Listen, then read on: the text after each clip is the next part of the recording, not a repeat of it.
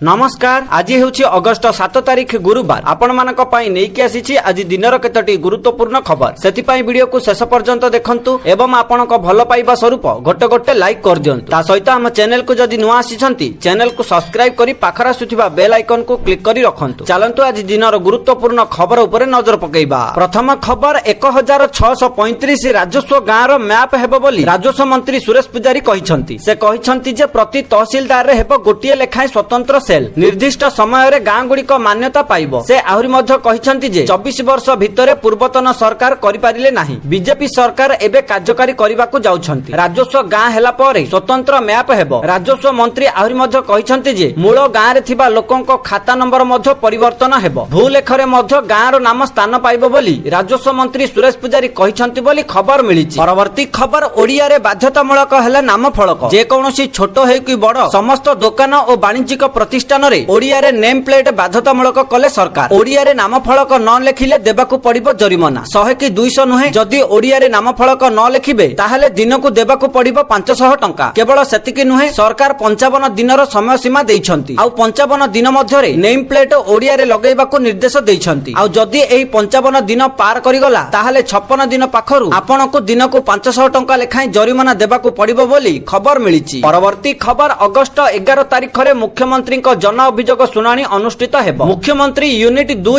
अशोक नगर भुवनेश्वर स्थित पूर्वतन सरकारी प्राथमिक विद्यालय ठारे पूर्वाह्न 11 घंटिकारु मुख्यमंत्री मोहन चरण माझी जनसाधारणक विभिन्न अभियोगर शुणाणी करिवे। ए संपर्क रे साधारण प्रशासन और साधारण अभियोग विभाग पक्षरु सूचना प्रदान करा जायछि बोली खबर मिलिछि। परवर्ती खबर सीबीएसई दशम एवं द्वादश छात्र छात्री पई जारी कला जरूरी नोटिस। जदि आपण आसंता वर्ष सीबीएसई बोर्ड परीक्षा रे शामिल हेबाकू जाउछंती तेबे आपणक पई एक बड़ खबर आसीछि। सीबीएसई दशम एवं द्वादश श्रेणी छात्र छात्री एक गुरुत्वपूर्ण नोटिस जारी करिसंती। बोर्ड परीक्षा पाई सीबीएसई अटेंडेंस को नहीं नोटिस जारी करिसंती। इच्छुक छात्र छात्री मानक ऑफिशियल वेबसाइट रे जारी करा जायछि। इच्छुक छात्र छात्री ऑफिशियल वेबसाइट को जाई एही नोटिस को चेक बा डाउनलोड करि परिबे। जारी करा जायथिबा नोटिस रे केंद्रीय माध्यमिक शिक्षा बोर्ड कहिछि जे बोर्ड परीक्षा गुड़िक पाई दशम एवं द्वादश श्रेणी छात्र छात्री सर्वनिम्न 75% उपस्थित हेबा आवश्यक। एहा सह बोर्ड नोटिस रे एहा मध्य कहिसंती जे कौनसी प्रकारर अनुमति दिया जिवो नाही। बोर्ड एहा मध्य कहिछि जे मेडिकल इमरजेंसी स्थिति जातीय बा अंतर्जातीय खेल आयोजन रे अंशग्रहण एवं अन्य गंभीर कारणरू 25% ह्रास करा जायछि। एथिरे छात्र छात्री मानकर दरखास्त देखा जिवो। नोटिस रे एहा मध्य कहा जायछि जे बोर्ड रो परीक्षा आवश्यकता को पूर्ण करिबा एवं छात्र छात्री विकास पई रेगुलर अटेंडेंस आवश्यक बोली बोर्ड पक्षरु सूचना दिया जायछि बोली खबर मिलिछि। परवर्ती खबर राज्य रे 11टी जिल्ला को सतर्क रहिबाकू परामर्श। आगामी 7 घंटा पर्यंत 11टी जिला को येलो वार्निंग जारी करी सतर्क रहिबाकू परामर्श देइछि आंचलिक पाणीपाग केन्द्र। वर्षा घड़घड़ी सह झड़ तोफानर पूर्वानुमान करी कंधमाल गंजाम गजपति रायगड़ा नयागढ़ ढेंकानाल नवरंगपुर नुआपड़ा सोनपुर बरगढ़ एवं संबलपुर को सतर्क रहिबाकू परामर्श दिया जाइछि। एही सबु जिल्लार गोटिए किंबा 2टी स्थान रे आगामी 7 घंटा मध्यरे प्रबल वर्षा और घड़घड़ी सह झटका पवन 30 रु 40 किलोमीटर प्रति घंटा हेबार संभावना रहिछि। सेहिपरि आसंता काली पई किछि जिल्ला को येलो वार्निंग जारी करी सतर्क करिछि पाणीपाग केन्द्र। एही जिल्ला गुड़िक हेउछि केन्दुझर मयूरभंज बालेश्वर भद्रक जाजपुर केन्द्रापड़ा कटक जगतसिंहपुर पुरी खोर्धा नयागढ़ गंजाम गजपति सुंदरगढ़ झारसुगुड़ा बरगढ़ संबलपुर देवगढ़ अनुगुल ढेंकानाल केन्दुझर मयूरभंज सोनपुर बौद्ध नुआपड़ा बलांगीर कलाहांडी कंधमाल नवरंगपुर रायगड़ा कोरापुट और मालकानगिरी। एही सबु जिल्ला गुड़िकर गोटिए किंबा 2टी स्थान रे हालुकारू मध्यम धरणर वर्षा घड़घड़ी सह झटका पवन 30 रु 40 किलोमीटर प्रति घंटा हेबार संभावना रहिछि बोली खबर मिलिछि। परवर्ती खबर आनंद बजार रे लागिबो महाप्रसाद रेट चार्ट। महाप्रसाद पाई ठकामी रे पड़िबनी भक्त। गोटिए पटे श्रीमंदिर आईन परिवर्तन नै बसिथिबा गुरुत्वपूर्ण बैठक रे आनंद बजार रे महाप्रसाद सेवन और बिक्री उपरे आलोचना होइथिबा सूचना देले श्रीमंदिर मुख्य प्रशासक अरविंद पाढ़ी। आगामी दिन रे रेट चार्ट लागिबार व्यवस्था कराजिबो बोली कहिले मुख्य प्रशासक। खजा गोटिए पार्श्व रे महाप्रसाद पाई अलगा पार्श्व रे व्यवस्था हेबो। केवल ओम फेड घियो व्यवहार पाई निर्देश रहिछि। जदि किछि व्यतिक्रम हुए ताहले कार्यानुष्ठान नियाजिबो बोली श्रीमंदिर मुख्य प्रशासक अरविंद पाढ़ी कहिसंती बोली खबर मिलिछि। परवर्ती खबर कर्तव्य भवन उद्घाटन कले प्रधानमंत्री। प्रधानमंत्री नरेंद्र मोदी कर्तव्य भवन 3 उद्घाटन करिसंती। एही आधुनिक कोठा देशर अनेक गुरुत्वपूर्ण मंत्रालयर नूतन मुख्यालय हेबो। एथिरे गृह वैदेशिक व्यापार एमएसएमई ग्रामीण विकास मंत्रालय डीओपीटी एवं प्रधानमंत्री प्रमुख वैज्ञानिक परामर्शदाता कार्यालय अंतर्भुक्त। एही 7 महला विशिष्ट कोठारे 24टी मुख्य सम्मेलनी कक्ष 26टी छोट सम्मेलनी कक्ष एवं 67टी बैठक कक्ष अछि। कड़ा सुरक्षा पई 1000 रु अधिक कैमेरा लगा जाइछि। कर्तव्य भवन 1 एवं 2 मध्ये खूब शीघ्र उद्घाटन हेबार आशा करा जाउछि, जहा जोगु केंद्रीय सचिवालय रो पुराना कोठारु अनेक मंत्रालय स्थानांतरित हेबो। सेंट्रल विस्टा प्रोजेक्ट अधीन रे कर्तव्य भवन 3 उद्घाटित होई जाइछि। प्रधानमंत्री नरेंद्र मोदी बुधवार एहाकु उद्घाटन करिसंति बोली खबर मिलिछि। परवर्ती खबर सीएम किसान योजना को नै आसिला खुशी खबर। एही दिन मिलिबो सीएम किसान टंका। ओडिशा सरकार कले बड़ घोषणा। गोटे बटे कालिया योजनार नाम को परिवर्तन करी एबे सीएम किसान योजना करा जाइछि। एही सीएम किसान योजना रे ओडिसा रो चासी भाई माननकु वर्षकु 4000 टंका प्रदान करा जाय। एबे पीएम किसान योजना रे टंका मिलिथिबा बेले खूब शीघ्र सीएम किसान टंका 2000 ओडिसा रो चासी माननकु मिलिबाकु जाउछि। अगस्त 28 तारिख रे सीएम किसान योजना रो 2000 टंका मिलिबो बोली ओडिसा रो मुख्यमंत्री मोहन चरण माझी सूचना दैछंती। ता सहित एबे सीएम किसान योजना रे जेउ चासी भाई माने नुआ रे आवेदन करिबा पई चाहुछंती सेमाने यथा शीघ्र आवेदन कराई नियंतु, कारण सेमाने नुआ रे आवेदन कले सेमानंकु मध्य पीएम किसान भली सीएम किसान योजना रे वर्षकु 4000 टंका मिलिबो। सबुठारु बड़ कथा हेउची जेउ माने एबे नुआ रे आवेदन करिवे सेमानंकु मध्य अगस्त 28 तारिख रे सीएम किसान टंका 2000 मिलिबो। ता सहित जेउ चासी भाई माने ए पर्यंत सीएम किसान योजना रे ईकेवाईसी करिनाहंती सेमानंकु टंका मिलिबो नाही। जदि आपण सीएम किसान योजना रे ईकेवाईसी करिनाहंती, बैंक खाता रे डीबीटी लिंक करिनाहंती, तेबे यथा शीघ्र एही सब काम शेष करंतु। तेबे जाई आपनको आसंता 28 तारिख नुआखाई रे सीएम किसान टंका 2000 मिलिबो बोली ओडिसा रो मुख्यमंत्री मोहन चरण माझी बड़ सूचना दैछि। परवर्ती खबर सुभद्रा योजना को नै नुआ अपडेट देले उपमुख्यमंत्री प्रभाती परिडा। जेउ मानकर रिजेक्ट होईछि सेमाननको अगस्त 9 तारिख रे सुभद्रा टंका मिलिबो नाही। गोटिए बडे आउ गोटिए दिन परे अर्थात अगस्त 9 तारिख राखी पूर्णिमा दिन सुभद्रा योजना रो तृतीय किस्ती टंका मिलिबो। राज्यर 1 कोटी रु ऊर्ध्व महिलांको सुभद्रा योजना रो तृतीय किस्ती 5000 टंका मिलिबो। किंतु पाखापाखी 2 लाख महिला रिजेक्ट होईछंती। जेउ महिला माने रिजेक्ट होईछंती सेमानको आसंता 9 तारिख रे सुभद्रा टंका मिलिबो नाही, कारण सेमानकर अगस्त 9 तारिख परे सर्वे करा जिवो। सर्वे हेला परे जेउ माने योग्य प्रमाणित हेबे सेमानको आसंता तृतीय किस्ती परे पर्याय क्रमे सुभद्रा टंका मिलिबो। ता सहित जेउ झियो माननको 21 वर्ष पूर्ण होई जाईछि सेमाने मध्य अगस्त 9 तारिख परे आवेदन करि परिबे एवं सेमानको आसंता चतुर्थ किस्ती रे सुभद्रा टंका मिलिबो। ता सहित जेउ महिला माननको एबे 60 वर्ष पूर्ण होई जाईछि सेमानको आसंता 9 तारिख रे सुभद्रा टंका मिलिबो नाही। आपनको 60 वर्ष होईछि कि नाही आपण सुभद्रा पोर्टल को जाई लिस्ट रे चेक करि परिबे कि आपनकर नाम अछि कि नाही। जेउ माननको 60 वर्ष पूर्ण होई जाईछि सेमानको सुभद्रा योजना रु बाद दिया जाईछि एवं जेउ महिला माननको पूर्वरु सुभद्रा योजना रो 2टी किस्ती मिलि सारिछि केवल सेमानको आसंता 9 तारिख दिन सुभद्रा टंका 5000 मिलिबो बोली उपमुख्यमंत्री प्रभाती परिडा बड़ सूचना दैछंती। परवर्ती खबर हु